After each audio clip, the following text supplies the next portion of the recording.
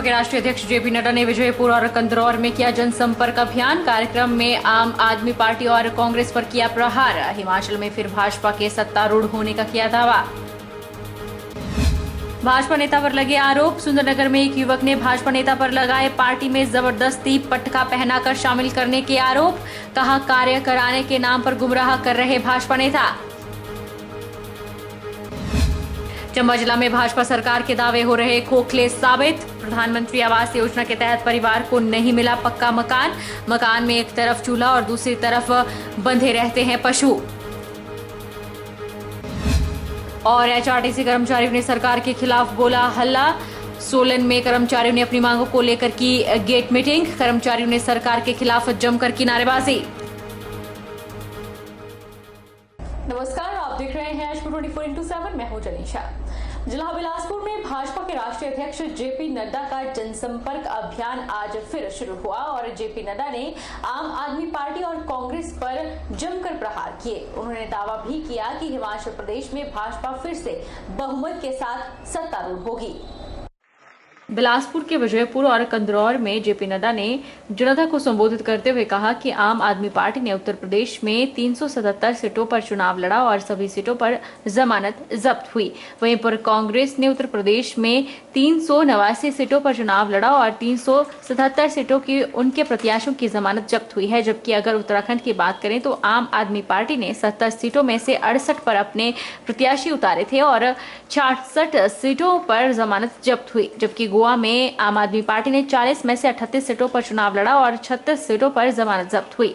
उन्होंने कहा कि आम आदमी पार्टी और कांग्रेस का किसी भी राज्य में जनाधार नहीं है। उन्होंने हिमाचल प्रदेश में भाजपा का फिर भारी बहुमत के साथ सत्तारूढ़ होने का दावा किया। कि सांप्रदायिकवाद, जातिवाद, परिवारवाद, इलाकावाद, इन सबको एक तरीके से चैलेंज करते हुए मोदी जी ने जो नई संस्कृति राजनीति की रची है वो है विकासवाद, राष्ट्रवाद, सेवा, रिपोर्ट कार्ड। इस संस्कृति को लोगों ने अपनाया है और मोदी जी के राष्ट्रवाद और विकासवाद पर मुहर लगाई है, ये मैं जरूर कहूंगा।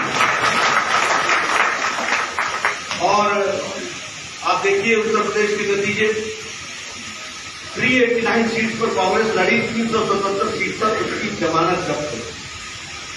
यानी जिसने उत्तर प्रदेश को 40 साल 50 साल राज किया, जिसने 15 मुख्यमंत्री देखे, वह आज 389 सीट पर से 377 सीट पर अपनी जमानत जब्त करा दी है।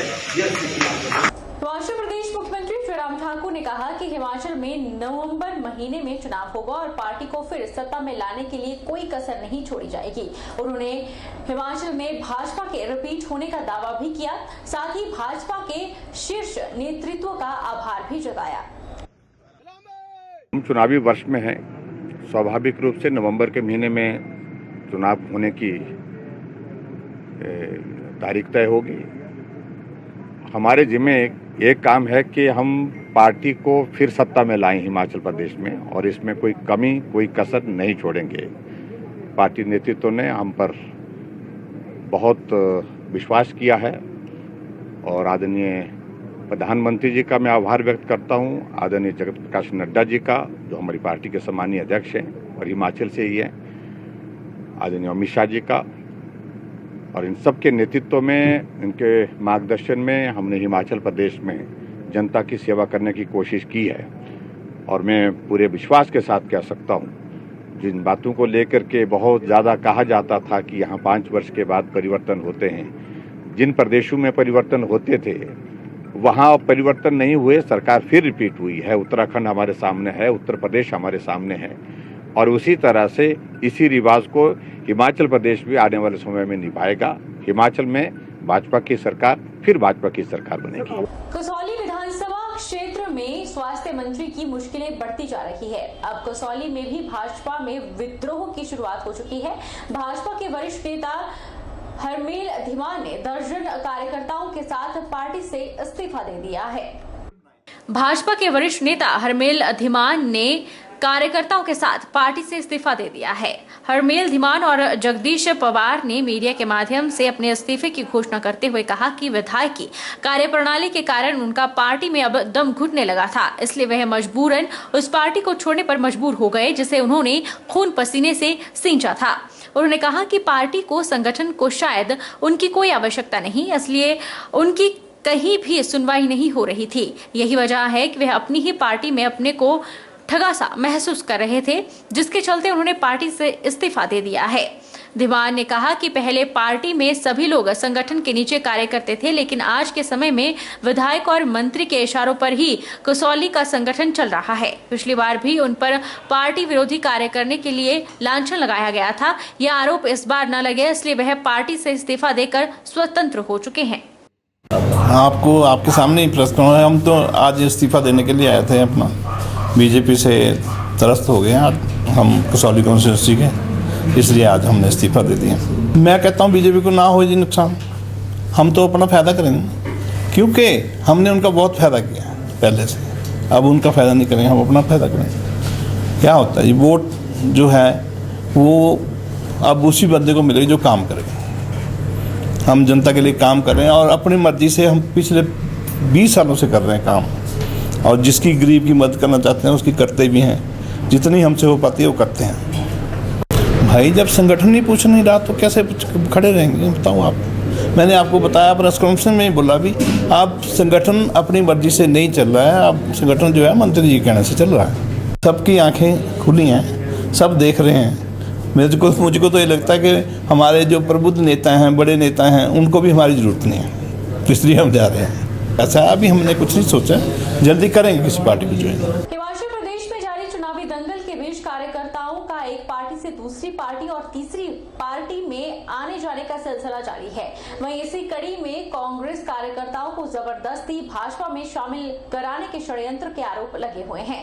आरोप भाजपा नेता पर लगे हैं कि वह लोगों के कार्य करवाने के बहाने जबरदस्ती पटका पहनाकर लोगों को गुमराह कर रहे हैं। हिमाचल प्रदेश में जैसे जैसे चुनावी दौर नजदीक आ रहा है, वैसे वैसे राजनीतिक दलों में संगठन के साथ ज्यादा लोगों को जोड़ने की होड़ लगी है। ज्यादा लोगों को पार्टी से जोड़ने के चक्कर में भाजपा नेता पर जबरदस्ती पटका पहनाकर पार्टी में शामिल करने के आरोप लगे हैं। यह आरोप मंडी जिला के सुंदरनगर में अंकुर राव ने लगाए हैं। कांग्रेस कार्यकर्ता अंकुर राव ने सुंदरनगर भाजपा पर आरोप लगाए कि वह सुंदरनगर के विधायक के पास किसी कार्य से गया था, लेकिन भाजपा के विधायक ने हार डालकर कांग्रेस छोड़ भाजपा में शामिल होने की खबरें और पोस्टें सोशल मीडिया पर चलवा दी। उन्होंने कहा कि भाजपा के नेता लोगों के कार्य करने के बहाने जबरदस्ती हार पहनाकर लोगों को गुमराह कर रहे हैं, जो बेहद शर्मनाक है। अंकु ने कहा कि वह और उनका पूरा परिवार कांग्रेस पार्टी समर्थित है। उधर अपने काम से गया था और वहाँ पे जो है उन्होंने हमारे को जो है उधर वो पट्टा पहना दिया और उन्होंने हमें बोला कि हम आपका काम करवाएंगे। अब हम जो है पहले से ही कांग्रेस से जुड़े हुए हैं और हमारे जो घर में है वो भी कांग्रेस से जुड़े हुए हैं, और उन्होंने हमें जो है बोला कि हम आपका काम करवाएंगे और जो है हमारे उधर वो पटके पहना दिए हमें बीजेपी के। भाजपा प्रभारी अविनाश राय खन्ना ने आम आदमी पार्टी को आड़े हाथ लेते हुए कहा कि हिमाचल में आम आदमी पार्टी ने एक रेत का महल बनाया था जो धीरे धीरे ढह गया। आपने हिमाचल की जनता से बहुत वायदे किए थे और बहुत प्रयास किए, लेकिन कोई भी प्रयास उनका सफल नहीं हुआ। मैं आम आदमी पार्टी के बारे में एक बात हिमाचल की जनता के साथ शेयर करना चाहता हूं कि आम आदमी पार्टी ने एक रेत का महल बनाया जो धीरे धीरे ढह गया। आम आदमी पार्टी ने बहुत से वादे करने की कोशिश की, रोड शो करने की कोशिश की, लोगों को भरमाने की कोशिश की, लेकिन जिस आधार पर एक पार्टी चुनाव लड़ती है, जीतती है, वो होता संगठन। आज बहुत जल्द जिस ढंग से आम आदमी पार्टी को अपना संगठन डिसॉल्व करना पड़ा, ये इंडिकेशन है कि वो रेत के महल को बनाकर जनता को भरमाना चाहती थी कि हमने बहुत सुंदर महल बना दिया। आज वो तहस नहस हो गया है। आज आम आदमी पार्टी का जो वजूद है वो बिल्कुल खत्म हो गया है। पंजाब में लोगों से बहुत वादे की, आज जब भी कोई विधायक गांव में जाता है तो वहां की महिलाएं उससे पेंशन के बारे में पूछती हैं। अल्टीमेटली सीएम साहब को एक स्टेटमेंट देना पड़ा कि जल्दी मत कीजिए, मैं आपके वादे जल्दी पूरा करने वाला हूं। इसका मतलब बिना नियति के ये पार्टी जो है पंजाब में जिस ढंग से इसने पंजाबी को ठगा है, मैं चाहता हूं कि हिमाचल के लोग बच के रहें। विधानसभा चुनाव की नजदीकियों के साथ ही राजनीतिक बयानबाजी भी जोर पकड़ने लगी है। आगामी चुनाव को लेकर राजनीतिक पार्टियों के मंथन का दौर भी जारी है। नाहन में कांग्रेस की एक बैठक आयोजित हुई जिसमें आगामी विधानसभा चुनाव को लेकर चर्चा की गई।